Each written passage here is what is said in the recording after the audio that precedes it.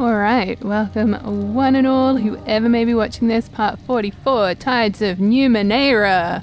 This will be my fourth and final video for the day, maybe. If I feel a bit more, I don't know, enthusiastic, I could maybe get another one done at some point. But anyways, that's all by and by, that's for me to worry about.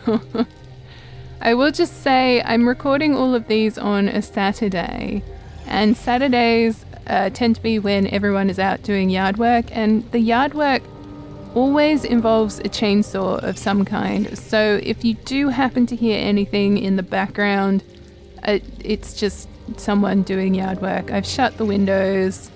Hopefully my microphone shouldn't pick anything up, but you know, on the odd occasion it has happened. Alright, so previously we just had a look at a random Merecaster. Not quite sure what it was all about in the grand scheme of things. It did mention the endless battle and trying to end the endless battle.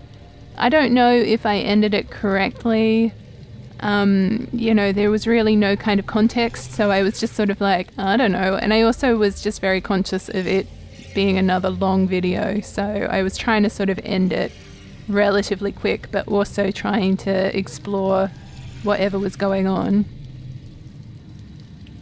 I would like to rest. I also would like to have a look at like weapons and stuff just while we're at the lady who can sell us stuff. So this was it.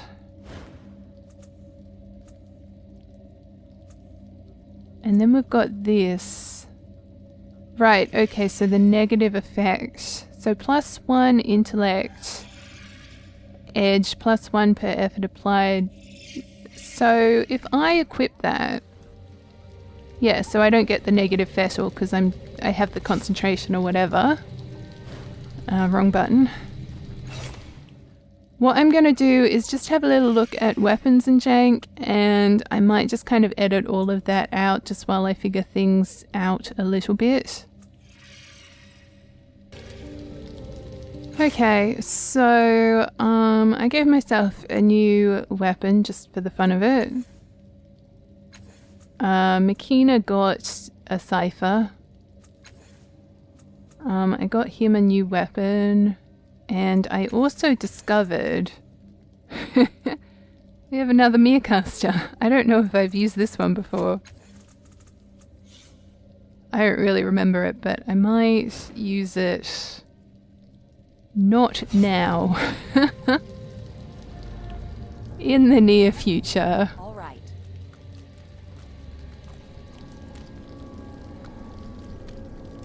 Oh, we should rest. Hold on.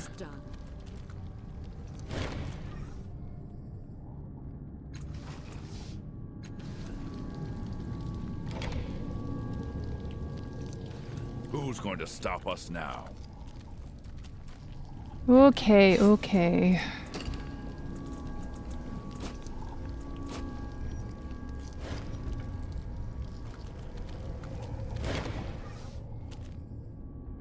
Dracogen's flat eyes rove across you, measuring and studying in a glance. He smiles warmly, but his eyes remain hard.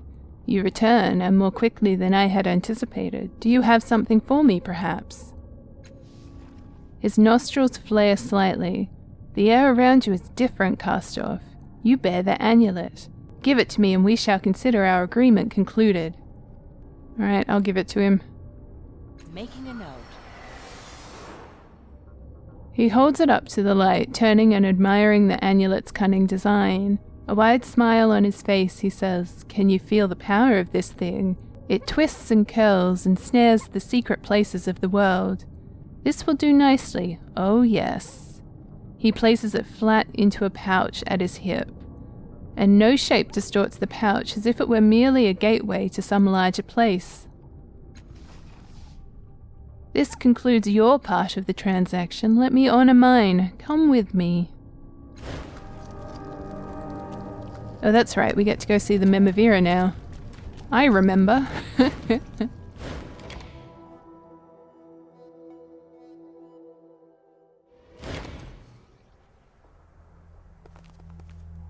draw any weapon and you'll die in short order. Alright.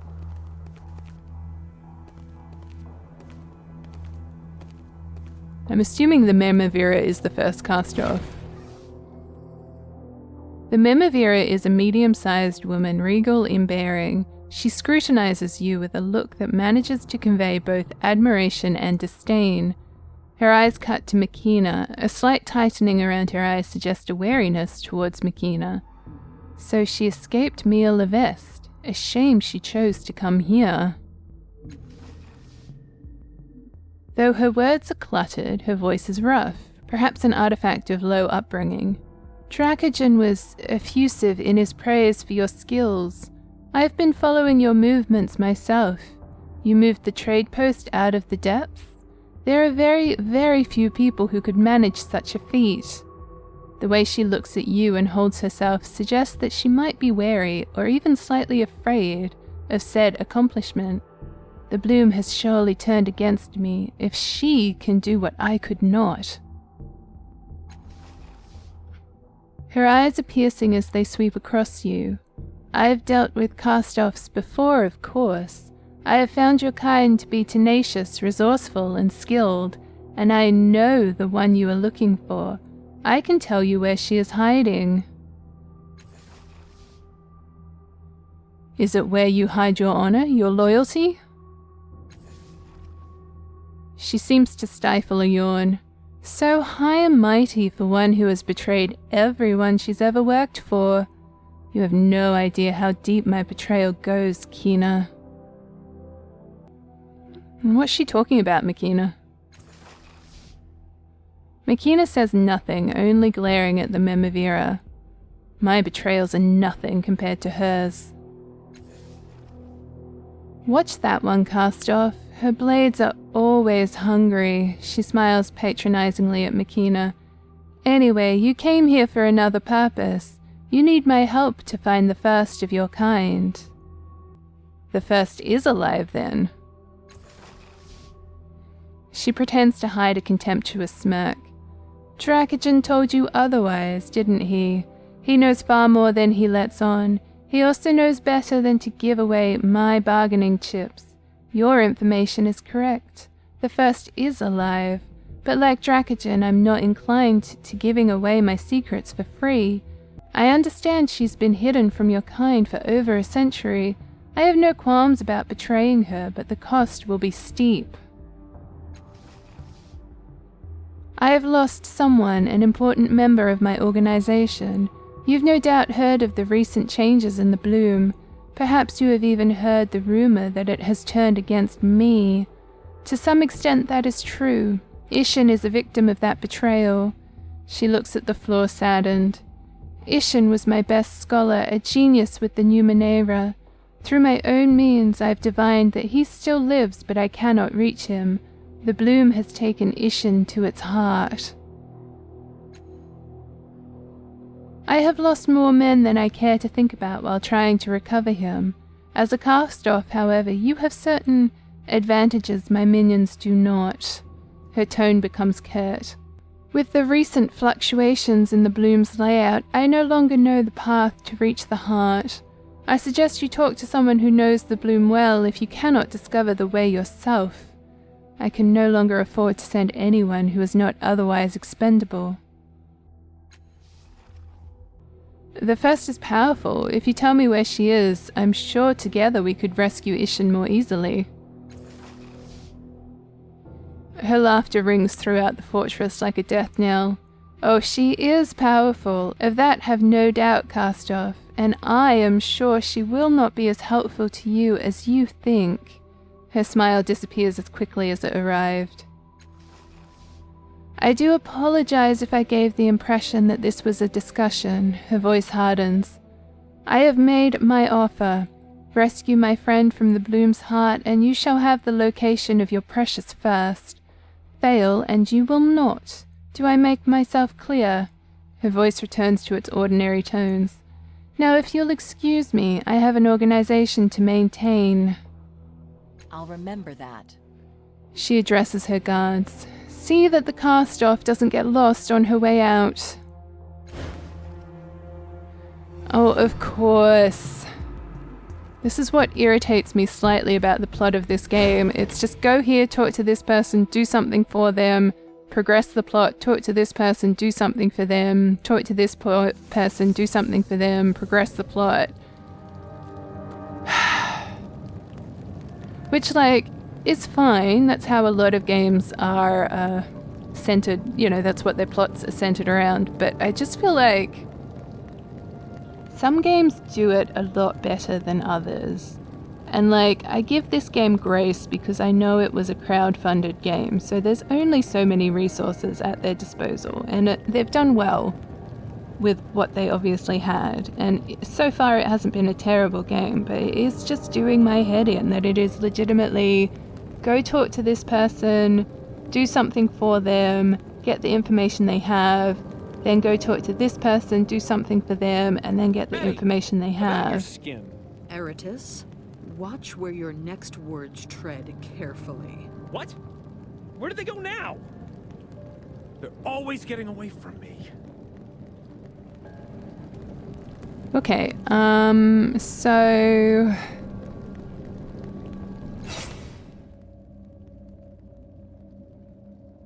I'll have to find a way myself. She just suggests that I seek from someone who understands the bloom well. Who the heck understands the bloom well? Can Dracogen help me? He seems to understand something. Ready.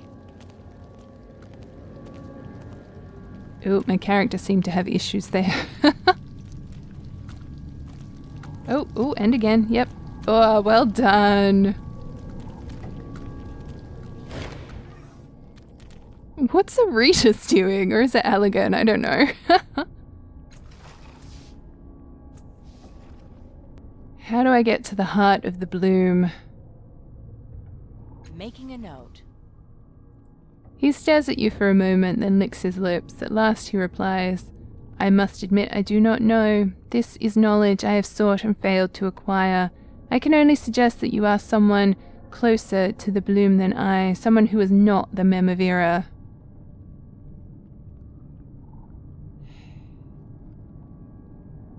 Okay.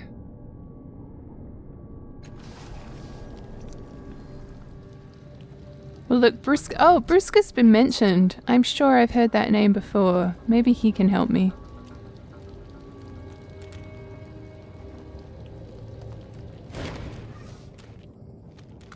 Oh, it's a woman. Whoops. This woman's face is lined with worry, though her thick build suggests that she could snap a spear in two without much effort. She continually glances towards the tunnel leading out of the courtyard as though she hopes to see somebody. She runs a hand through her short greying hair and mutters, Gods, that's two missing. Where the hell are they? Finally, she takes notice of you. The wrinkles on her face harden immediately. Oh, this is the lass who the guys mentioned who we helped. What are you looking at? She juts a thumb towards the massive gate behind her. Nobody gets in the fortress without permission. I can already tell you don't have it, so keep walking. You look worried about something. What's wrong? She gives you a wry grin. It's that obvious. You'd be worried too if you had men out in the bloom while you were stuck on guard duty. I guess I should be glad that anybody came back alive from the old slave block, but I can't be. I lost a lot of good people and I still have another patrol missing. I'll remember that. Listen, if you happen to see my missing soldiers, I'd appreciate whatever news you can give me. They'll be outfitted like me, she indicates her studded leather armor. I'd go looking for them myself, but she gives a kind of surrendered shrug, leaving her thought unfinished. I found two of you men in the old slave block, and you're patrolling Lil Nilesh. They're all good in the hood. Making a note. So it was you. Bruska sizes you up anew. Yes, you match their description. I'm in your debt, it appears. Take this, it's not much, but it's what I can give. Can you help me get to the heart? I guess with those headaches out of the way, I can now focus on more important matters now, she adds under her breath. Important to some, anyway. The Numenéra is so afraid of her own skin that she's willing to let men die just to keep me close. Yeah, okay, I don't think she's going to help me. Okay, gosh, who else can we talk to? I appreciate that we've kind of just been left to our own devices here. Who can I talk to? I don't know. No one really stands out from the people who I've talked to. Like, Dracogen was kind of my only hope, but he's useless to me.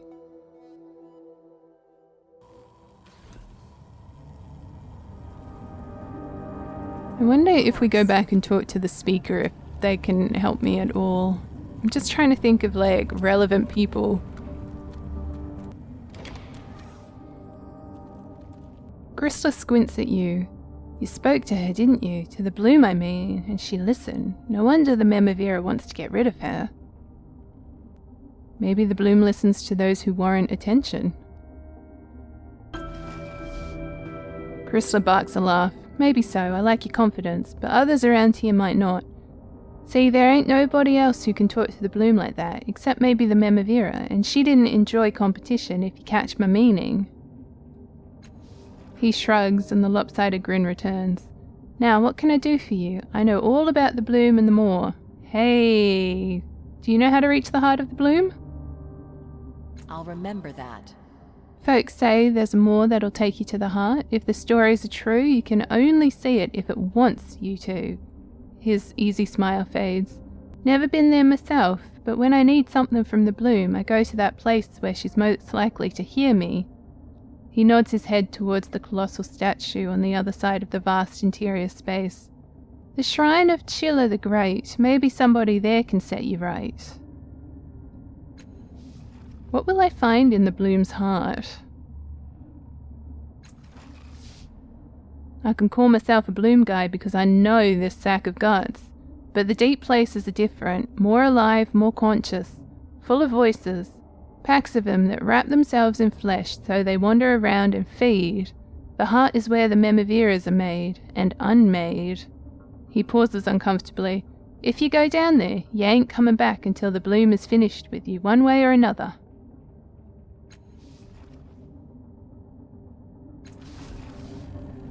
Alright, huzzah. So we need to go over here.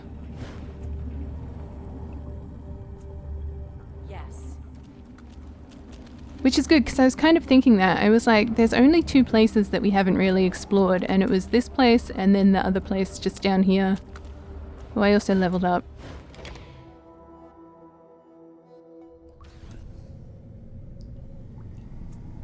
Here.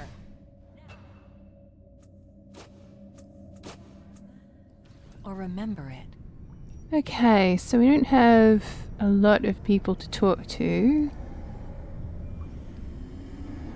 I wonder if the Bloom cultist might help. It's not really a name, but okay.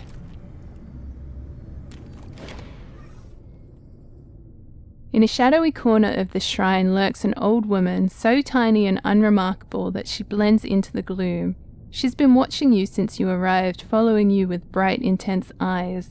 You notice that one of her arms is missing at the elbow. She's here. Greetings? The Whispers told me you were coming, Cast-Off. They often do when someone they regard as interesting finds their way to the Bloom. Her voice is soft and shifting, as if everything she says is echoed by the chittering voices of the Bloom. Suddenly she is at your side, once more hand touching your arm, her eyes probe yours. Did you come here with purpose? Do you know what place this is? You realize that this shrine does feel familiar, as if you, or perhaps the changing god, have been here before. Yeah, I guess we could try to remember.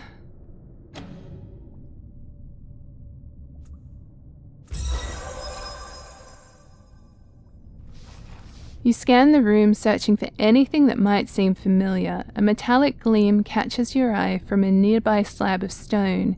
It lies partly buried beneath a motley pile of offerings, but the unusual shape of the metal sparks memory. The old woman follows your gaze. He left that offering your sire did when he was here. You can almost feel the weight of the device in your hand. With a sudden jarring clarity, you see the chamber as it was 40 years past, when the changing god stood before a group of robed bloom cultists offering the device in trade for information, and in the corner an elderly woman, bird-like with shining eyes. This woman you've just met, or someone much like her, was at the shrine then too. He pored over every scroll, she whispers half to herself, wanting to learn how Sheila forged a friendship with the bloom, a bond that imposed no price upon her, or so he thought. And now here you are, in the shrine of Sheila the Great, Sheila Silverskin, Sheila the Bride of the Hammer, and I am her observant spec. When the changing god was here, what did he want from the bloom? To create a portal to another world, a place called the Ascension. He believed that the crystals of that world would save him from death, so he descended to the bloom's heart and forged a bond of sorts. From that bond a new Moor was born. It took your sire to the world he sought. She nurses her lips. But for every bond the bloom always extracts a price. If it could not feast upon your sire then, it will find a way to devour one of his offspring. More than one, perhaps. Her eyes glitter.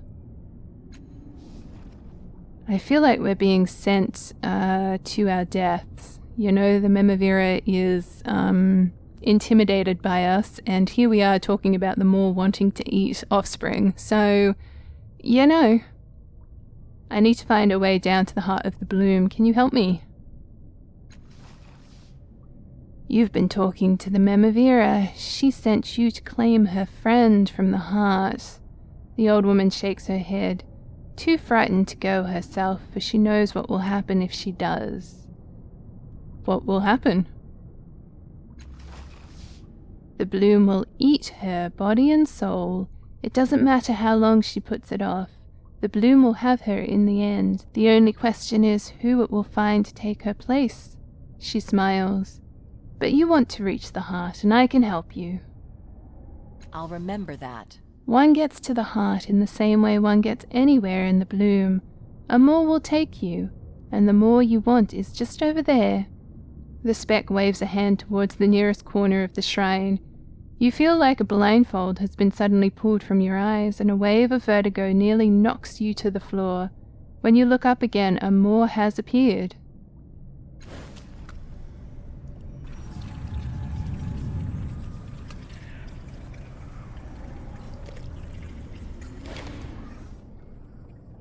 Eyes sparkling, the spec reaches out a hand to steady you.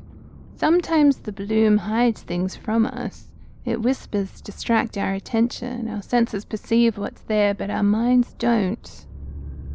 The Moor has been here all along.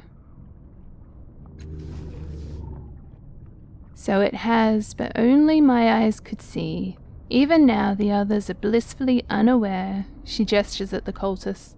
Some of them catch a glimpse now and then, but the whispers make them forget. What does it eat? I'll remember that.